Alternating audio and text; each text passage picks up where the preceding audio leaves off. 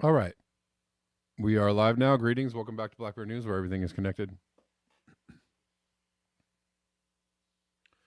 What I found out after my show yesterday was that the music did not come through on call-in, but it came through on the other. So I was trying to figure out how I can play the music and have everybody hear it and not have it sound like it was coming out of a little tiny speaker. I didn't get it to work, so but I'll keep trying. Anyways, welcome. Greetings, salutations. I think it's Veterans Day or something. Is that correct? Is that true and correct? Anyways, some kind of, at least in the States, I think it's a holiday, or maybe I'm missing it.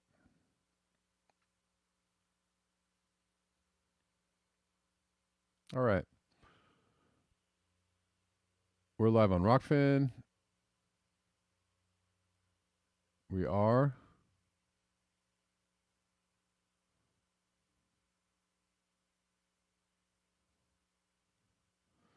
Hello, people of Rockfin.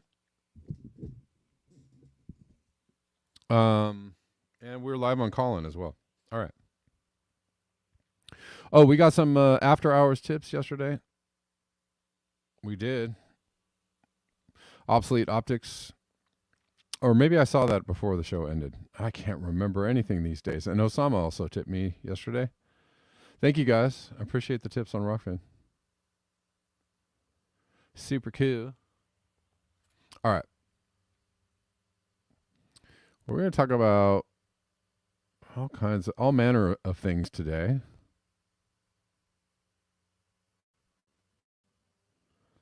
But what we're going to start with is, well, there's a lot of, financial stuff happening. People predicting that things are going to go south for the economy. There's also recently been a big shakeup in the cryptocurrency world.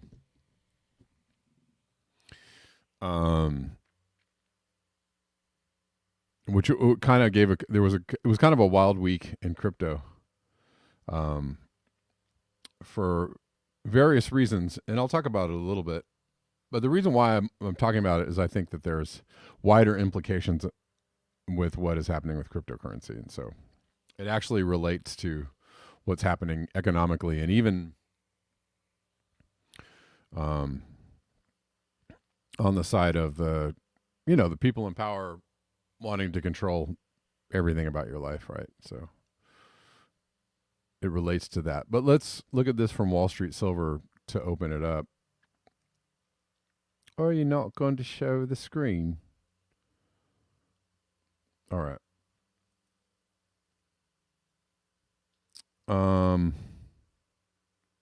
Russia announces 12 more countries want to join the BRICS. BRICS was just a few countries, right? It's 5 or 6.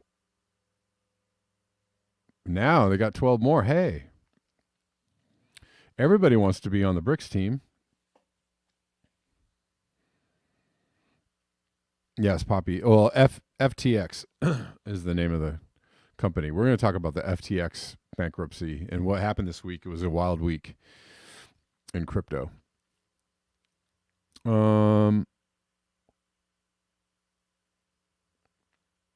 If all are accepted into the BRICS, they will have 50% of the world population, an even larger share of commodities such as oil, gas, metals, etc. if they figure out how to do a currency. So, again, challenging the U.S. hegemon, the U.S. control of like everything on the planet, the petrodollar, all that stuff. They go on to say BRICS is creating an economic ecosystem that will dominate energy, manufacturing, and commodities. Meanwhile, Europe and the USA are in a system dominated by debt. So there's that. And of course, underlying or underpinning all the maneuverings, the machinations around Ukraine and possibly Taiwan and other things, right? Underpinning all of that is kind of this jockeying for control, of the planet for in the future, and the control of what's left on the planet.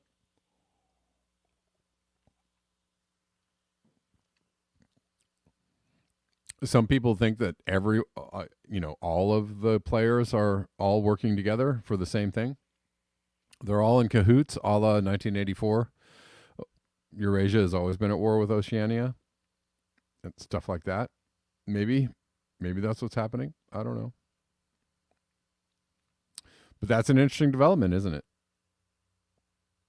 More countries are going to like, hey, you know what? I think we want to get on the BRICS train. We'll see where that goes. Oh, speaking of which, well, let's quickly look. Denver dropped a link yesterday, and I guess this kind of ties in with it, I guess, somewhat. Putin's war, quote unquote, has killed China's Eurasian railway dreams. The Iron Silk Road was a key part of the Belt and Road Initiative. Putin's war. It's hilarious. This is from months ago. When he was welcomed to Beijing's Great Hall of the People on February 6th for the Olympics, Polish President Andrzej Duda talked to Chinese President Xi Jinping about the longstanding vision of transforming Poland into China's gateway to Europe. Duda was the only European Union head of state, save for Luxembourg's Grand Duke, who participated in Beijing's opening ceremony of the 2022 Winter Olympic Games, widely scorned for concerns over China's human rights abuses. Thus, his optimism was shared by Xi, who also hopes to transform Poland into a logistic hub along with China-European Union supply chain. But Russian President Vladimir Putin has likely put an end to that dream. Poland is home to train routes connecting China to Europe along the new Eurasian land bridge, this railway corridor that crosses all of Eurasia, running through Kazakhstan, Russia, and Belarus, has become an important branch of the Belt and Road Initiative, dubbed the Iron Silk Road. The image of Chinese trains crossing Eurasia and bringing Chinese goods to European consumers has been intensely promoted by Beijing and has become an important part of the BRI brand. But almost half of those routes pass through Russia and could be massively impacted by European sanctions following Russia's invasion of Ukraine. All right.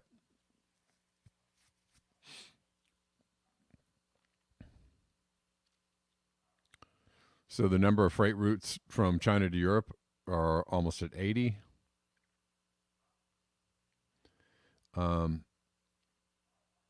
Anyways, I'm not going to go into any more of this. But I mean, the Ukraine thing has kind of put a stop to quite a few things. Nord Stream pipeline. You have these economic energy ties between Europe and Russia being severed. Throw the ties between China and Europe being severed. Again, very large global, economic global impacts to the system. And maybe that's all by design. I don't know. Who knows?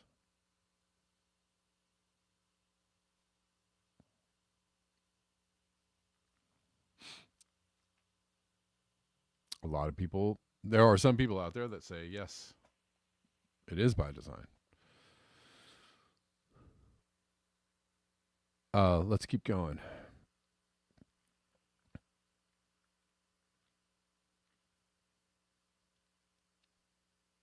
But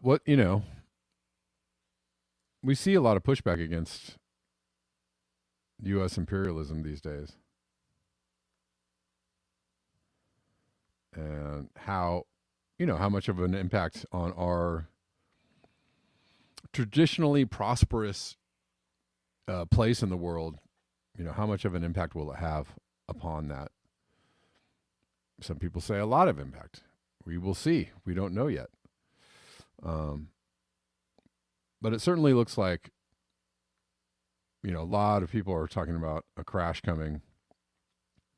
And in the cryptocurrency world this week, pushed a lot of doom and gloom statements out there, which you have to take with a grain of salt, but you also have to listen to them and within, some part of your consciousness saying, all right, that's a possibility.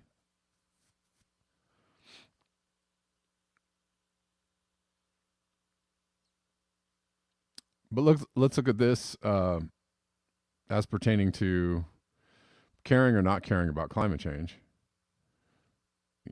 Matching deeds with words. World's biggest car makers to build 400 million more vehicles than 1.5C climate target will allow. It's funny that we're even talking about 1.5C climate target. That in and of itself indicates how far, they're pushing another reality on you. That we will avoid this, that we're still on track for a 1.5C target, so that just that statement alone is propaganda on some level, and it's false. It's false. That's a false statement to even suggest to people that we're going to somehow stay in this target. But, and then, we're going to build more cars. Toyota, Volkswagen, Hyundai, Kia on track to make far more petrol and diesel cars than is sustainable.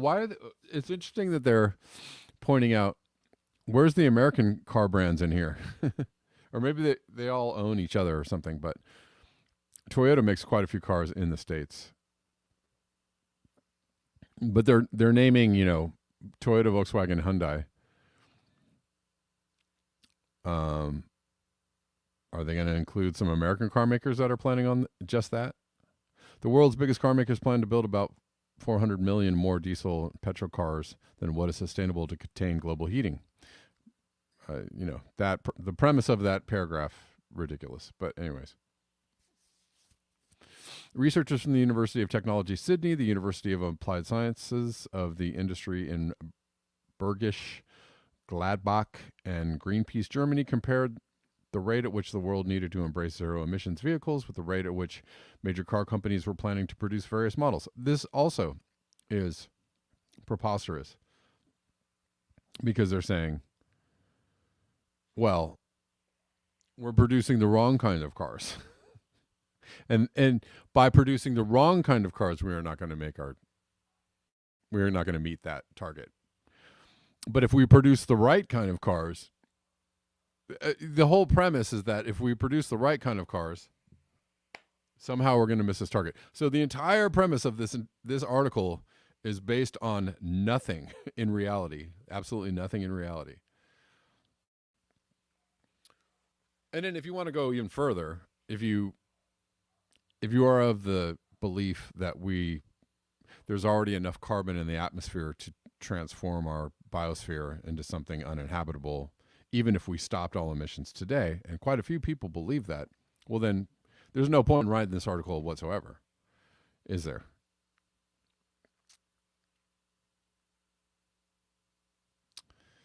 So it's plainly ridiculous, but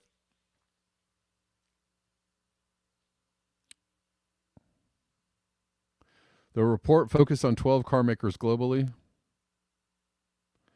Let me see. Oh, here we go. Some world car makers are shifting towards electric vehicles. Volvo, General Motors, Mercedes-Benz are planning to stop manufacturing petrol engines. Some as soon as 2025.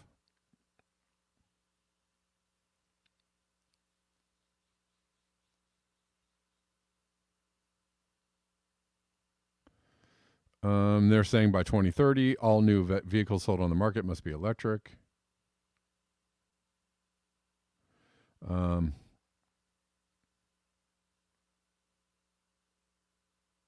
Anyways.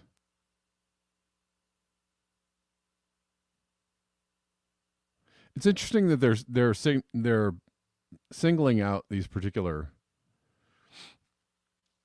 car makers.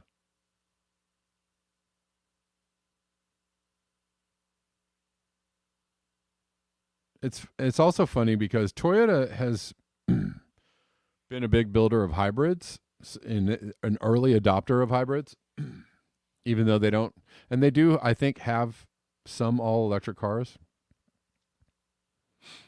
But why are they being singled out? I don't know. It's an interesting thing, but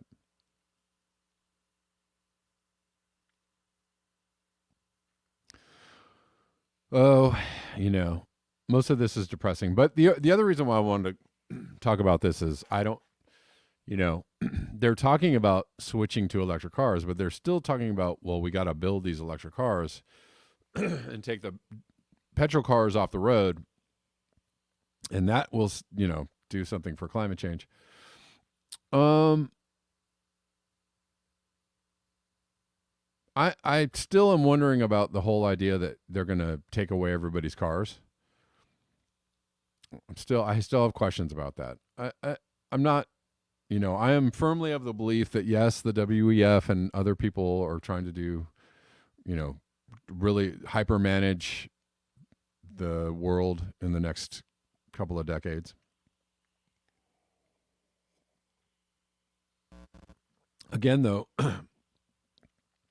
the main driver of our industrial civilization is this, consumer capitalist economy, which relies on two things: making a bunch of stuff, and then people buying a bunch of stuff, buying or using a bunch of stuff, right? Those are the drivers of this thing that we've built.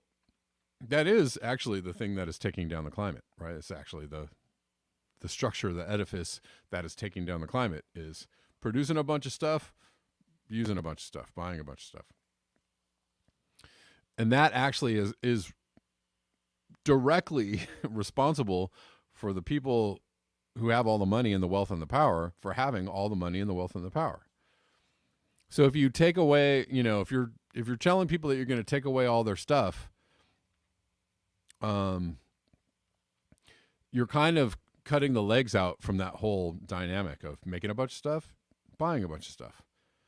And then if you take away all the stuff and you take away that dynamic, what happens to the people in charge, right? What happens to their wealth and their power and their influence if they're not the benefactors of the making and the stuff and the buying and the stuff? Which leads me to believe that they're, and people have said this often, they're not going to stop.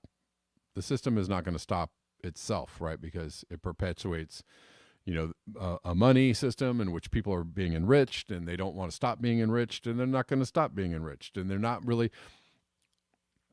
That's the thing, is even if the WEF or somebody in charge was saying, we're going to stop these fossil fuels, or we're going to stop building these cars, or we're going to stop doing these things, well, those things are going to directly impact two different factions, right? The people making the stuff and making all the profit from the stuff, and the people that use the stuff, right? So making these decrees is going to impact both of those entities negatively. So it's actually going to be kind of hard to push these things forward. And that's why it's, right? They will, of course, they want to control people more, right? They want to, have Face ID everywhere you go and track you everywhere you go, and control your money, what you spend your money on. They obviously they're trying to do that, all that kind of stuff. But as far as like, they're going to take away all your cars, and they're going to take away fossil fuels, and they're going to take away all the things, and they're going to take away your ability to, you won't own anything. Again, I don't know how they're going to do this. It just doesn't make any sense. So, I am very interested in people resisting the control mechanisms. I am. The censorship, the tracking, the CBDCs, and all that kind of stuff. I am interested in people resisting that. I'm interested in resisting that myself. But for the people that are saying that they're going to take away all your stuff, maybe they have designs to do that, but it's just not going to work out like that. It's just not going to work out like that. I think that's a physics and math problem. Like you just, if you just follow that idea down the road, you see how you know, untenable that is going to be. And it's just not going to work out. So whether that's good news for you, right? If you believe that they're trying to do this, take away all your stuff and your cars and your stuff, if that might actually be good news for you, because it's not going to work out for them to do that. They will try, and it probably will make people uncomfortable, but it's just not going to work out. So, I don't know. I just don't know how that's going to go. I just don't believe it's going to happen because it's not going to work out. So that's it. Anyways, I just want to make that.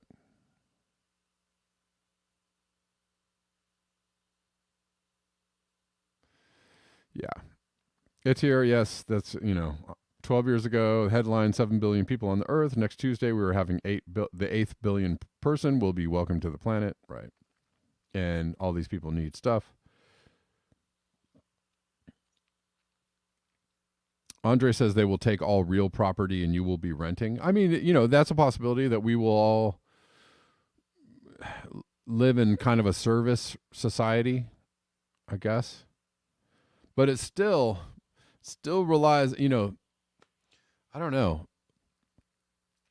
The model we have now, the growth model that we have, is the only one that we can possibly think ourselves through, or think ourselves into at the moment, right? We can't think ourselves into another model.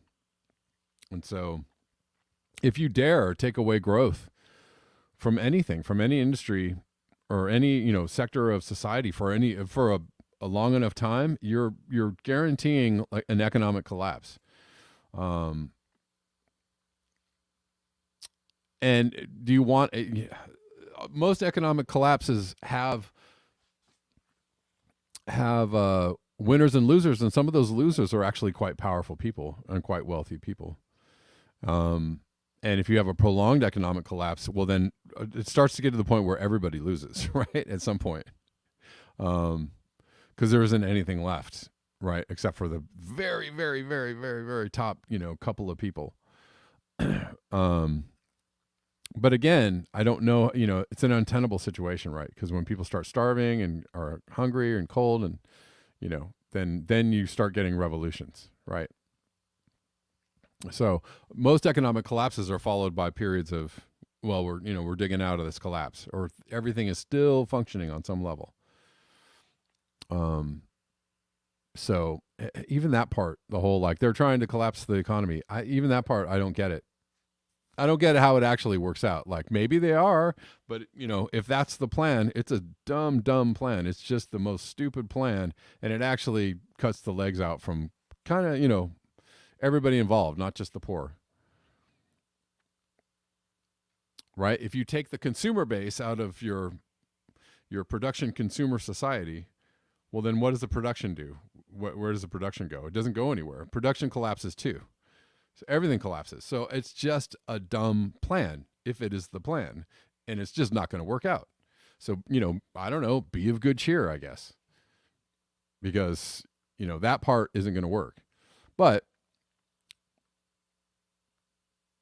not saying it won't be a bumpy road into the future.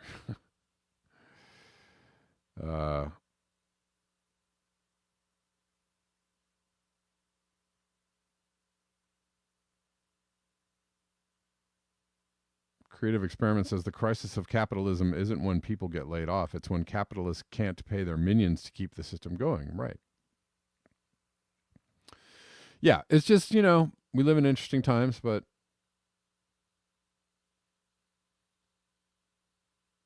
I don't see how this is going to work out. So, and I don't even think that whole no more petrol cars by 2030, I don't even think that's going to work out. That's 8 years from now. That's 8 years from now. We are going to retool the entire, all of our transportation into being electric only with, not enough, right? Though I just read that article about copper being in a 30-mile traffic jam trying to get out, right? We're going to rebuild, and there's not enough minerals to make all the batteries. There's not enough, it's just not going to work out on a physics and math level. It's just not going to work out. So even that 2030 thing isn't going to happen. Isn't going to happen. It is not going to happen. I will place some bets on that. I will guarantee you that 2030, we're no more electric, no more diesel cars or petrol cars, but I can guarantee you that's not going to happen. Because what are we doing now? We got to close down these coal-fired plants. Oh my God, we're in a economic crisis. We need more coal-fired plants, or we need more oil, right? We got to stop the oil makers. Oh geez, what do we need right now? More oil. And we're just going to do that for the next 8 years is a short time. Bam. We're going to be at 2030 in like 2 seconds. And it's going to be 2028, and they're going to be like, well, I guess we, can't really do the whole electric car thing because it's just not going to work out. Maybe we'll try for 2035, or maybe 2040 is more realistic. Like, that is how that's going to go. That is how that's going to go. That's how that's going to go. If we even get to that point, right? If we can get to that point where we're making decisions like that. I don't know.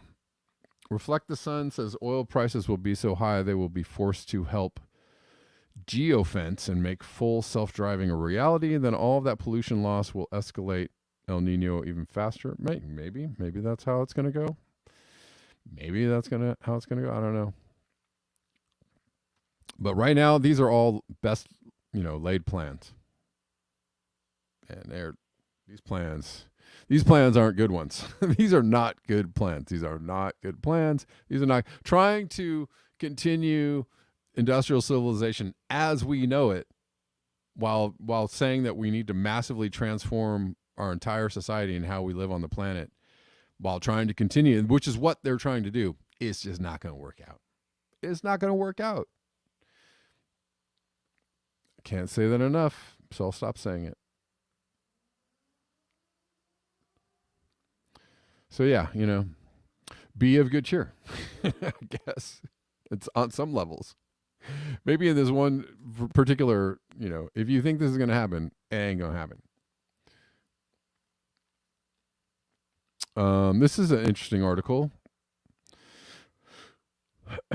Nouriel Rubini, I predicted the 2008 crash. How many people can claim they predicted, that's kind of a thing. That's one of those things that people put in their bios, right? I predicted the 2008 crash. Okay. It's not that small of a club because I guess a lot of people have done that, but it's like a claim to fame. One of the people that predicted the 2008 crash. I guess, now 12 or 14 years after the fact, everybody's like, it's an easy thing to claim. I predicted the 2008 crash. Anyways, this guy predicted the 2008 crash. These are the global megathreats I can see now. Life as we know it is under threat as short-term thinking politicians ignore the signs that point to dystopian future. Well, isn't that the problem? Short-term thinking. And our whole political system is set up for short-term thinking. Our economy is set up for short-term thinking. You remember Judy Truitt? You remember Nouriel Rubini? I don't.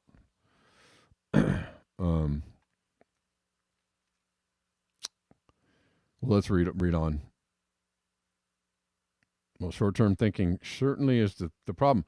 I don't know who's doing any long-term thinking other than, maybe the people that are like, what we're going to try to do is get some AI going and control the world, control everybody's movements with drones and robots and tracking and, right. Like those people they got some long-term thinking going on, I guess. It's not good thinking, but they're trying and they have more power than we do. But like, we don't have any long-term thinking whatsoever because it's just, I don't remember what happened, 2 weeks ago.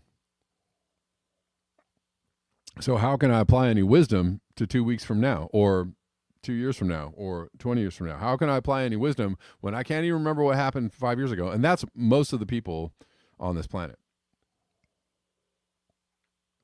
It's unfortunate. But we could use some long-term thinking. We could use people mapping out hey, if we're going to do the right things or the good things, in politics or in the economy or in the world, if we're going to do the right things, let's think about what that would look like 5, 10, 15, 20, 50 years from now. I don't see a lot of people doing that, though. Unfortunately, we are not geared to that. Some people might even say, that's boring. In the coming decades, the world faces mega threats that would imperil not just our global economy and financial assets, but also put at risk peace and prosperity. No. In our partisan political world where we can kick the can down the road, we are biased towards short-term planning. No.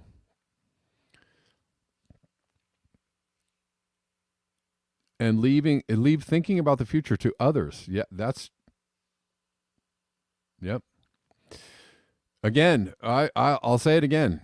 The people that are telling you like don't engage in the system, don't vote, don't do anything, right? You're actually don't have conversations around the overpopulation, don't have conversations around, anything of consequence, because all those conversations are bad and only weird people do that, right? But all those conversations are being had by the Davos crowd, the COP27 crowd, the Bilderberg crowd.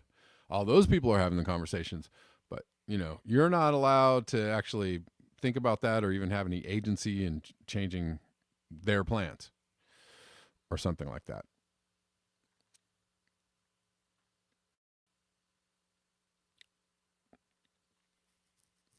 In our partisan political world, blah, blah, blah, left to grow. Oh, okay. Sorry. We are biased towards short-term planning and leave thinking about the future to others. These threats are something different. Left to grow, they will make life worse for people across the planet. It is essential for the public good that these threats are not ignored by our leaders, but are acknowledged and taken seriously and countered fast. Some of these mega threats are economic, the spectrum of inflation and recession at the same time, the mother of all debt crises as private and public debt ratios hit historic highs, an aging population that will crash our pension and healthcare systems, to name just three. In the years before the 2008 financial crisis, I correctly predicted that our virulent cycles of boom and bust would bring total economic meltdown. I fear we face the prospect once again. Here is what economic crisis would look like at this time: a global recession that will be severe, not short and shallow, as high debt ratios and rising interest rates cause a sharp increase in debt servicing problems. Defaults for zombie households, firms, financial institutions, governments, and countries, as central banks are forced to increase interest rates, not cut them, as we have seen in recent decades, to fight inflation. Advanced economies, such as the UK, start to be priced like emerging markets after disastrous economic and fiscal policies, such as those from the short-lived Truss government. The bubbles of private equity, property, venture capital, and cryptocurrencies will burst now that the era of cheap money is over. But beyond these, our turbulent times present us with broader geopolitical megathreats to our way of being. The global backlash against liberal democracy and the rise of radical authoritarian parties of the extreme right and left is in part driven by the sharp rise in income and wealth inequality. Workers feel left behind while elites gain wealth and power. This will worsen as jobs are lost, not because of trade and migration, but because AI, robotics, and automation will lead to permanent technological unemployment. Left unchecked, this will surely see yet more dangerous, aggressive populist regimes rise to power. More urgently, the conflict in Ukraine has increased the risk of a renewed Cold War between the West and powers such as China, Russia, and North Korea. The rising tensions between the U.S. and China over Taiwan have peaked in recent months and could escalate further. The constant risk of conflict between Iran and Israel could yet destabilize us all.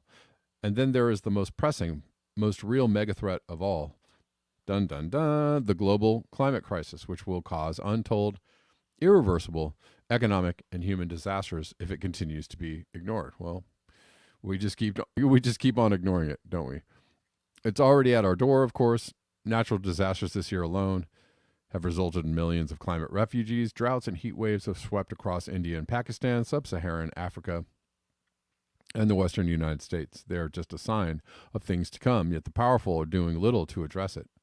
Most talk, and indeed most investment, is nothing more than greenwashing and green wishing. It is not urgent, tangible action that we need. These are but some of the current ominous signs of much worse and dangerous megathreats in the decade ahead. Megathreats that I see our leaders ignore every day, clear as it should be that the last 75 years of relative calm are now at threat. Here is one possible path for our future world. Lay it out, Noriel. These threats materialize and feed on each other in a destructive loop, leading to economic chaos, instability, meltdowns, and conflict worse than we already know. But there is another, less dystopian future, one where domestic and international politicians cooperate on sound policies and solutions to ensure the continuation, however bumpy, of the half of a century of peace and prosperity. It is important, and I agree with that. Certainly, that might be a way to do it. It is important our leaders are aware of megathreats like these, so they can be addressed before it is too late. So long as dysfunctional, polarized politics and warring geopolitical rivalries prevent a much-needed global collaboration, the dystopian path looks a more likely bet. And that's that. Short and to the point. He didn't really get very deep in the whole cooperation thing.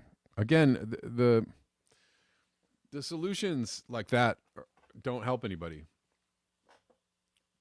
Oh, it would be really great if we all just cooperated and made good decisions. Okay. Oh, great thinker. What do those solutions look like? How do we get there? It's, just even getting to the point where we have, sane world leaders that make decisions not based on corruption or economic calamity. Like, it needs to be a little bit more spelled out than that. But anyways, I thought that was an interesting article, I guess. But a little bit silly, though. Okay. So I need to get some answers. We need some answers. Not just, rosy, soft lighting dreamscapes of maybe we'll cooperate. I don't know. It was a little funny. All right. Got a tip on Rockfin. Thank you, Judy Truitt. I appreciate you. Why not check the coffees at the moment? We'll do that. Check up on some coffees. We don't have any coffees yet as of today. That's all right. We'll get some later. You can always support the show. buymeacoffee.com/BlackBearNews, or the Cash App that you see on your screen, or Rockfin Tips. Also, greatly appreciate it. All right.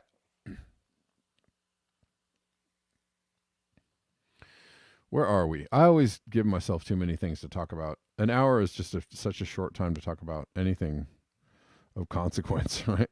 But I have a lot of things I want to cover. Well, let's jump to we'll talk about this quickly. FTX, if anybody has been following this whatsoever. Here's what happened.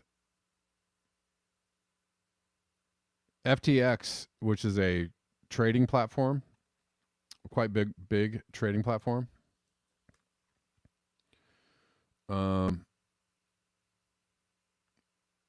Was looking like they were insolvent, right? They got into some trouble. And today they announced bankruptcy. And this is a very, very large company, very large trading platform.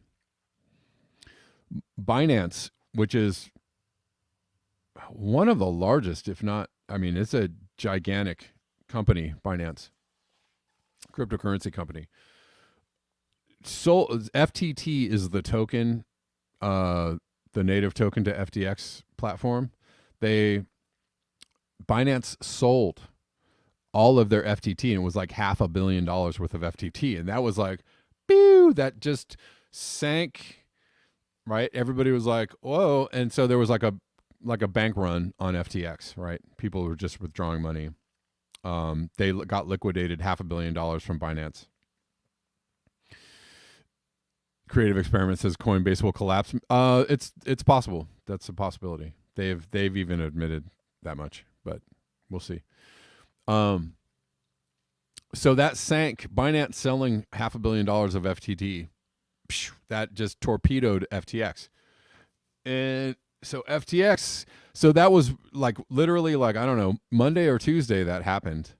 And then Wednesday, Binance was like, we're going to buy FTX. So they were going to acquire FTX because FTX was in trouble. And then Thursday, Binance was like, nah, they got to look at their books and realize that there was a lot of chicanery going on. So this was like, one day after the other, it was like huge things were going on, and it rocked the crypto markets. And crypto was actually kind of going, up. It was on a little bit of a rise, and it was like, oh, people were like, oh, I think things might be getting better. And then wham, just all this stuff happened, and just day after day, there was just this crazy announcements. So now, crypto is in a little bit of a tailspin, which happens. Markets go up, markets go down. It's a thing that happens.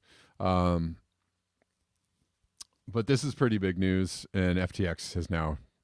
So Binance was going to buy them. Then they were like, no, thank you. And then now they're like, well, we're declaring bankruptcy. And this is, was the FTC fully invested in it? You mean FTX in its own coins? Yeah. They issued their own coins, but if somebody sells $500 million worth of your coin, it's the value of it is going way down. I think the value of the coin went from $20 to like $2 or something like that, like real fast. And so that will wipe out your market cap. That will wipe out your, all of a sudden you're exposed to, if you have a lot of leverage going on, that will deleverage you, and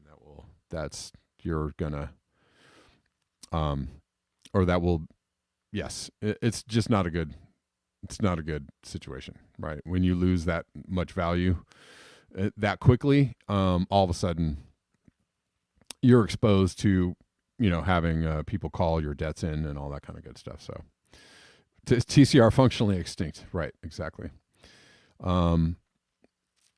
So yeah, that happened. That was big news. Had to talk about it. Why? Because I follow the crypto markets.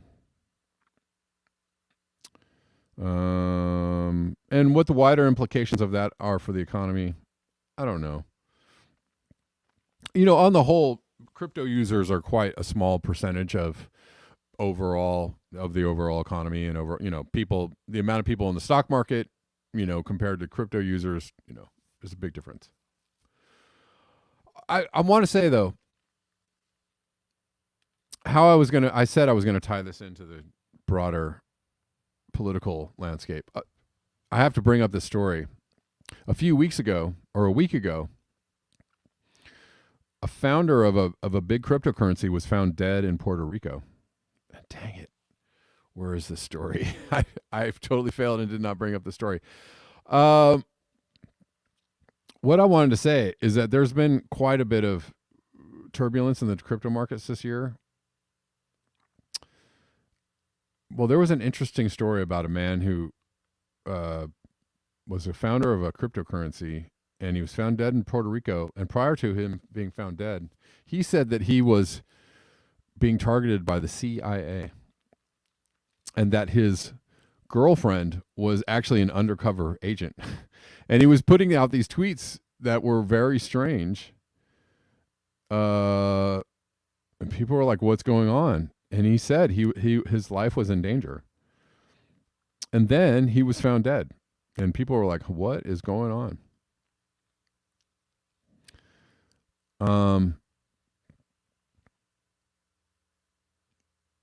Could it be that certain people don't want the crypto markets to succeed? Like, I actually think that there is a fair amount of meddling in the crypto markets.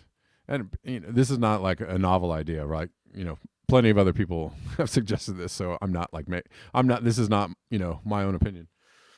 But I do think that there's a fair amount of meddling in the crypto markets.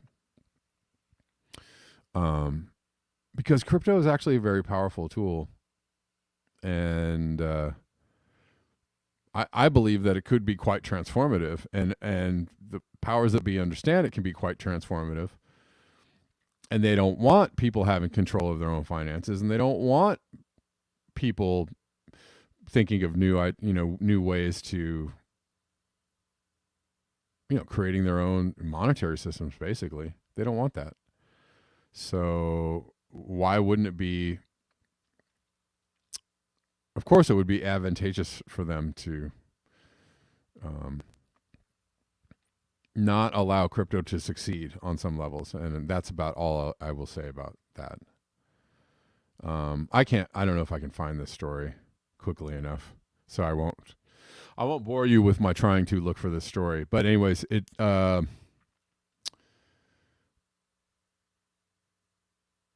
don't even remember his name. This guy, he is from Michigan, and he was part of the creation of a particular stable coin, and he was found dead in Puerto Rico. And I was like, and he was putting out tweets saying that the CIA was after him, and I was like, oh, that actually kind of, it's like, well, who knows what was going on with this guy?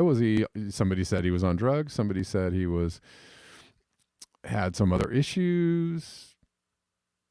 Also, let's also mention that, cryptocurrency is finance, and what does the world of finance draw to itself? It draws not the greatest people, right? There are plenty of scammers and ne'er-do-wells in the crypto world, right? Plenty of not very good people are drawn to the cryptocurrency. So there's plenty of that. There are plenty of hackers and scammers and con artists, and all that kind of stuff is going on in crypto too. But mix that in with, some other things, and I think you could see.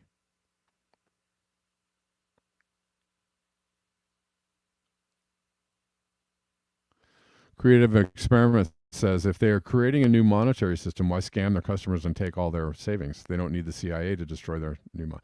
I mean, that's a good question, but hey, again, wherever you have money, wherever you have this, the opportunity to scam somebody for $1 million, people are going to do that. Why? Because people are people.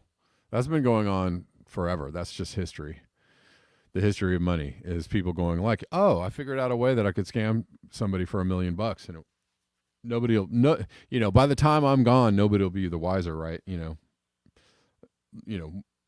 lot later, people go, oh, hey, oh, geez. And it happens all the time. You see it all the time in crypto projects that people, are there good players in crypto? Absolutely. Are there people that want to do something transformative? Absolutely. But you have the good and you have the bad. If people see the opportunity to turn a quick buck, they're going to do that. And thank you, Poppy Davis. Thank you for finding it. Nikolai Moshegian, developer of MakoDAO. Thank you for finding that for me. He was found dead in Puerto Rico, and the tweets he was putting out before he was found were very interesting. People were like, "What is going on?" It was pretty wild, and anyways, this is all just conjecture. I don't know anything for sure about anything. I'm not putting anything forward as, except for the facts on the FTX and Binance and all that. I don't know anything about anything. Right? Okay. But there are scammers every day, right? There are people trying to scam you out of your bank password, right? There's scammers, and I don't think these people are just, scammers in Nigeria or Russian hackers. I think some of these people might actually be. I won't say anything else. But there are scammers all the time trying to scam you out of your passwords, trying to scam you out of your bank accounts, trying to scam you out of your money.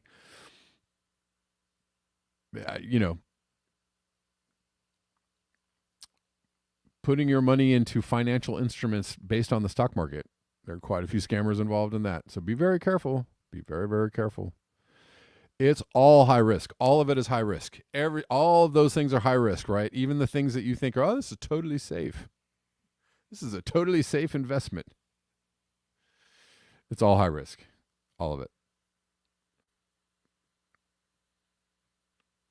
Right. He said the CIA and Mossad were after him.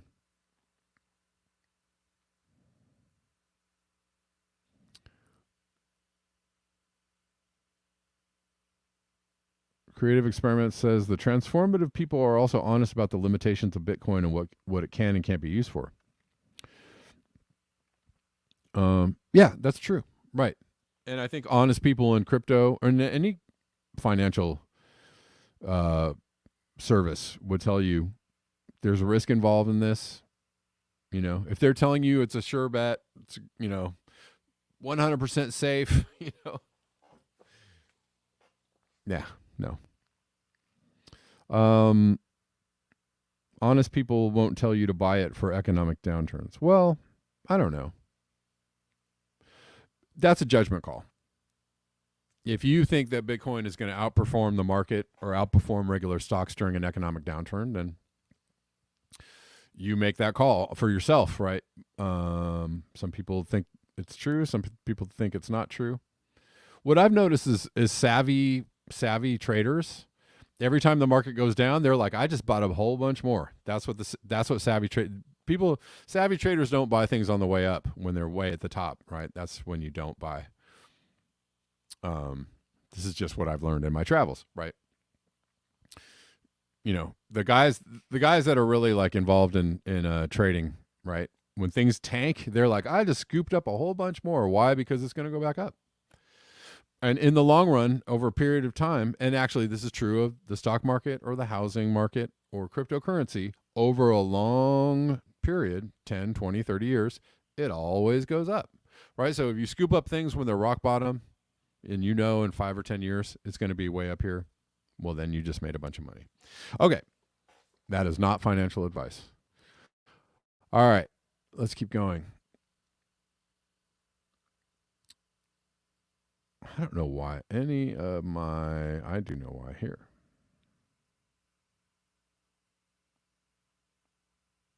Ben Smith says they own the money printer, plus they own slavery.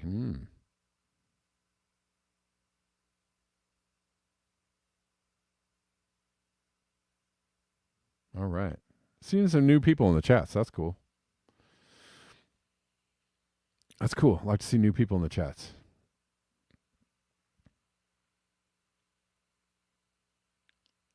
Poppy Davis says he was fully clothed and with his wallet. Yeah, I mean, I was actually going to cover the story. Thank you for putting the story up in the chats. I appreciate that, Poppy.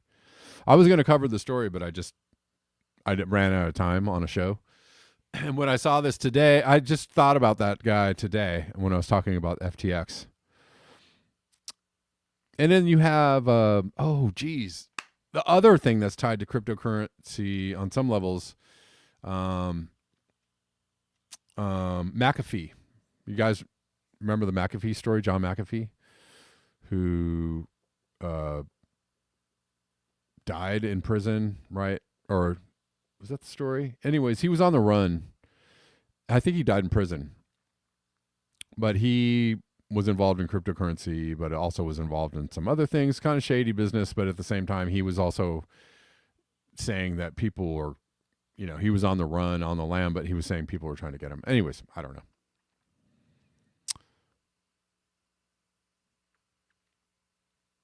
I won't cover the whole John McAfee story right now, but maybe I'll go back to it. Maybe I'll go back to the John McAfee story someday. I feel like I've said way too much already for the show. And there was some other things I wanted to cover today, but I think I'm going to leave them for tomorrow because I just don't want to feel rushed. And I put too much on my plate for the day. And then there's a lot of things I can't cover. And then that's not good. So yeah, guys, I'll be back tomorrow at 12 p.m. Pacific Daylight, and we'll. I don't want to talk about McAfee because I think I'll get some things wrong. But it's a shifty story. Indeed, John McAfee. It's a strange story.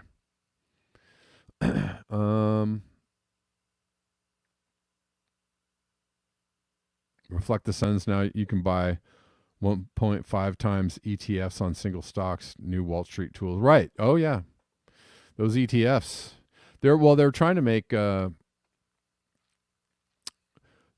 one company that's been trying to push Bitcoin ETFs, and they keep denying them, but they're coming, I guess, eventually. Eventually. All right, guys. Thanks so much for your eyes, your ears, and your conscience. Thanks for all the tippers, and thanks for all the chatters. And we'll see you tomorrow at the regular time. Until next time, peace.